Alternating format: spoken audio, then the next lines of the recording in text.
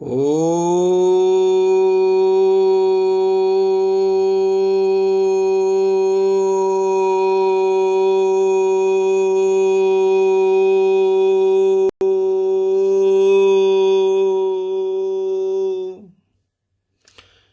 सुप्रभात मित्रों, रविवार प्रातःकाल फेसबुक लाइव पर आपका स्वागत है, अभिनंदन है।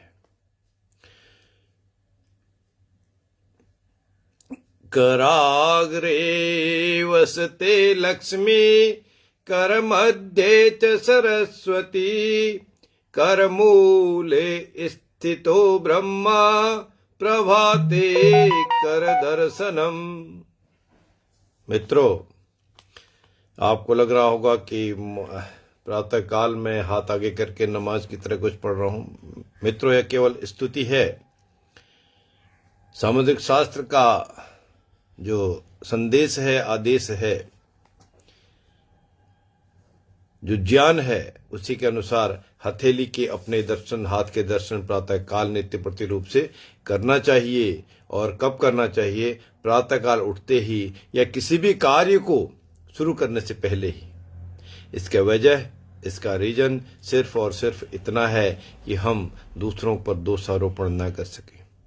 हथेली के दर्शन करने से हथेली के अगले भाग में माता लक्ष्मी का निवास होता है, मध्य भाग में सरस्वती माँ का निवास है और नीचे के हिस्से में जो परम पिता प्रजापिता ब्रह्मा जी हैं उनका निवास है। हथेली के दर्शन कर लेने से लक्ष्मी, सरस्वती तथा ब्रह्मा जी तीनों के दर्शन हो जाते हैं और ऐसा करने से हम में बहुत सी भ्रांतियां दूर हो जाती हैं, बहुत से कर्म दूर हो जाते हैं। और जो बात है, आज कर्म की ही बात हमने करनी है। अर्थात हम दूसरों पर दोषारोपण नहीं कर सकते और अपने आप पर भी, अपने आप का भी अभिमान हम कम कर सकते हैं। कंप्लीट करने से पहले हम उसको कंट्रोल कर सकते हैं, अभिमान को। बात तो अभिमान की थी, आज हमने बात अभिमान की ही करनी है। और अभिमान से क्या है मित्रों? हमको, आपको, इस सृष्टि को बनाया तो ब्रह्मा जी के द्वारा है। इसमें जो बुद्धि विवेक जिस भी रूप में, जिस भी तरह से दिया है, वो माता सरस्वती के ही देन है। और जिस भी तरह का धन, रुपए, पैसा, सोना, चांदी, डॉलर, यूरो, जो कुछ भी है, हमारा शरीर का धन, विद्या का धन, विवेक का धन, बुद्धि का धन, संतान का धन, रहन सहन, जो कुछ भी है, वह सब किसी न किसी इन्हीं तीनों शक्तियों के द्वारा प्रदत्त है, अर्थात लक्ष्मी माँ की कृपा है। जब सब कुछ दिया उन्हीं का है, हमने क्या करना है? इंसान ने तो केवल और केवल कर्म ही करना है। जब कर्म ही हमने करना है तो फिर हम सत्कर्म क्यों ना करें? क्योंकि हम इंसान तो निमित्त मात्र हैं।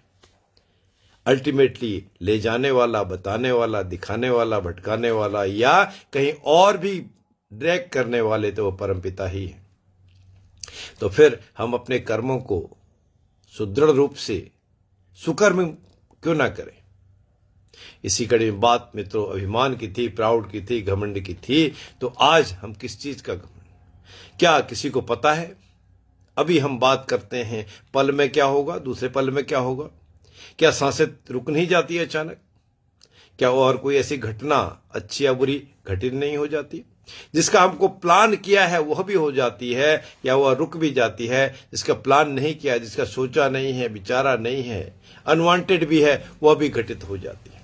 तो फिर किस चीज का अभिमान, किस बात का अभिमान है ना? क्योंकि अभिमान की एक छोटी सी, दो चार शब्दों में, एक दो वाक्यों में अगर मैं कथा बताऊं, कहने की कोशिश करूं, तो परमात्मा के द्वारा दो शक्तियों को, परमात्मा के द्वारा दो शक्तियों को, अर्थात देवताओं तथा असुरों को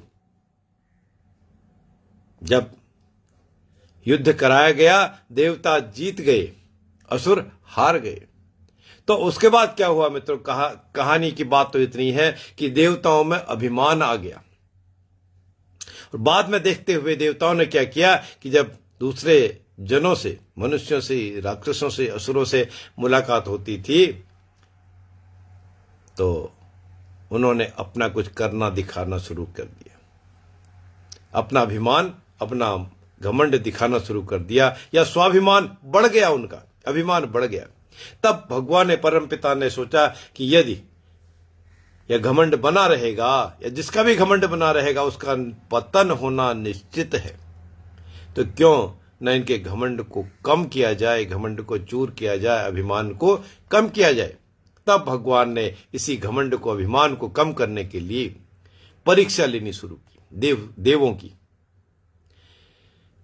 तब उस परीक्षा की कड़ी में यक्ष ने पूछा कि आप कौन हैं और क्यों हैं। किससे पूछा? अग्नि से पूछा। आप कौन हैं और क्यों हैं, अर्थात आपकी एग्जिस्टेंस क्या है, आपकी पावर क्या है, स्ट्रेंथ क्या है, क्या आप कर सकते हैं, तात्पर्य यह था।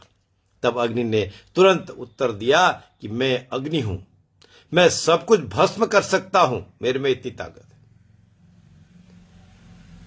उसके बाद वायु की बारी आई, वायु का नंबर आया। तो वायु से पूछा कि आप कौन हैं और क्यों हैं। तो वायु ने कहा कि मैं वायु हूं, मैं सब कुछ उड़ा सकता हूं, सब कुछ सुखा सकता हूं। पर चाहे उड़ाने की बात हो, वायु हो, अग्नि हो, जलाने की, भस्म करने की बात हो, ये अल्टीमेटली दी तो प्रदत्त शक्तियां तो भगवान के द्वारा ही हैं, परमात्मा के द्वारा ही हैं। जो भी दिव्य रूप, लौकिक रूप, अलौकिक रूप, दिव्य शक्ति है, उन्हीं के द्वारा प्रदत्त तो हैं। हमारे को तो उनको प्रयोग करने के लिए थोड़ी सी बात थी। तब जब उड़ाने की बात थी, जलाने की बात थी, भगवान के दी हैं, तो भगवान ने उनका परीक्षण लेना शुरू किया।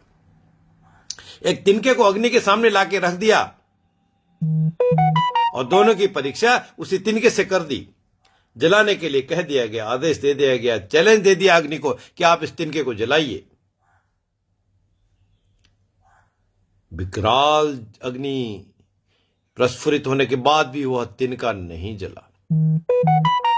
और जब अग्नि ने हार मान ली तो फिर वायु को वह आदेश दिया गया, वायु के वही तिनका दिया गया कि आप इसको उड़ाइए, इसको सुखाइए। ना वो तिनका उड़ा, ना वो तिनका सूखा, अर्थात ना अग्नि उसको कुछ कर पाई और ना ही वायु उसको उड़ा पाई।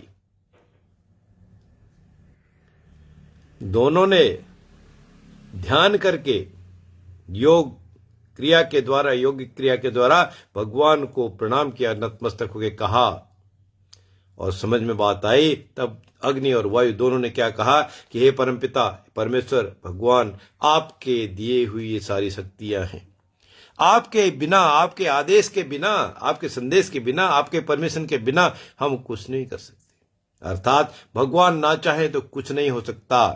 इसलिए फिर किस बात का, किस तथ्य का अभिमान। ये बात अग्नि तथा वायु से हमने शुरू की थी। मनुष्य मात्र को भी ये सारी बातें करते हुए कितना आनंद आएगा, कितनी बातें लगेंगी, हम देख सकते हैं। फिर यदि भगवान ना चाहे तो ना तो अग्नि जला सकती, न वायु उड़ा सकता है, और फिर हम अधिक श्रेष्ठता, मैं की बात क्यों रखें, उस घमंड को क्यों रखें। इसलिए हमको सावधानी की जरूरत है, सुधार की जरूरत है। और यदि सावधानी कम भी हो जाए, अर्थात असावधानी हो जाए, तो सुधार नहीं होता मित्रों। तो सुधार के लिए उस अभिमान को तो त्यागना ही पड़ेगा, सावधानी तो अपनानी ही पड़ेगी। कभी भी किसी भी रूप में कोई असावधानी ना हो तो घमंड नहीं आएगा, दूर रहेगा। और जब भी हम नतमस्तक होते हैं, जो भी हो, जहां भी हो, जिस स्थिति परिस्थिति में भी हो, आपसे उम्र में, रिश्ते में, पोजीशन में, धन में, दौलत में, उसका यदि आप सम्मान करते हैं तो आप सम्मान पाते ही हैं। कोई घमंडी भी क्यों ना हो, उसके आगे भी यदि नतमस्तक हो जाए तो दिल तो उसका भी पसीजता ही है। इसलिए धन, पद, प्रतिष्ठा के बिना अगर हम संबंध बनाना चाहते हैं, नहीं, उसके बिना नहीं चलता। सब चीज का ध्यान रखना ही है, सबको बैलेंस हमने करना ही है। जो अकाउंटेंसी में एक है कि balance of payments, yes, balance of payment होगा तो ऑर्गेनाइजेशन चलेगी, बैलेंस शीट भी अच्छी बनेगी, नहीं तो कहीं न कहीं दिक्कत की बात होगी। इसलिए ये अभिमान जो है, घमंड जो है, ये मूल रूप नहीं है मित्रों, किसी का भी मूल रूप नहीं है। ये हमारे द्वारा, इंसान के द्वारा प्रतिष्ठित, अधिष्ठित ही है। क्योंकि मिज में ये है, मैं की भावना तो बहुत अच्छी नहीं है। मैं की भावना तो कंस और रावण को भी लील गई। भगवान राम के मंदिर की जब अयोध्या में बात चल रही थी, काम हो रहा था, उसमें कितने अड़चन डाले गए। अल्टीमेटली हुई है जो कोई राम रचि राखा, क्यों करताप बढ़ावे आपा। इसलिए अल्टीमेटली बात तो वही है, जो होना वो तो होके ही रहेगा। यही संदेश तो भगवान कृष्ण ने भी अर्जुन को दिया था, कर्मण्येवाधिकारस्ते मा फलेषु कदाचन। हे अर्जुन, तुम्हारा और केवल कर्म में अधिकार है, फल की इच्छा, फल की चिंता मत करो। इसी का दूसरा रूप दुर्योधन भी थे। कितना उनमें अभिमान था। 100 उनके भाई हैं, गुरु द्रोणाचार्य उनके पास हैं, उनके साथ हैं, भीष्म पितामह उनके साथ हैं, जिनका आशीर्वाद भी है, शारीरिक, मानसिक, बौद्धिक रूप से भी हैं। कृपाचार्य महाराज भी हैं। लेकिन फिर भी क्या हुआ मित्रों, अल्टीमेटली कौरवों का ही संहार हुआ और फिर पांडवों की ही जीत हुई। इसलिए अभिमान को छोड़े। अभिमान को छोड़ देने से बहुत चीजें हम पाते हैं। इससे दूसरों का तो हित होता ही है, और दूसरों के हित से, दूसरों का अच्छा मूड बनने के साथ ही हमारा भी हित होता है। हमारा हित पहले निहित है उसमें। इसलिए जो परमात्मा का विराट स्वरूप है, श्री कृष्ण ने जब अर्जुन को विराट स्वरूप कुरुक्षेत्र के मैदान में दिखाया था, पूरी शक्ति दिखा दी थी।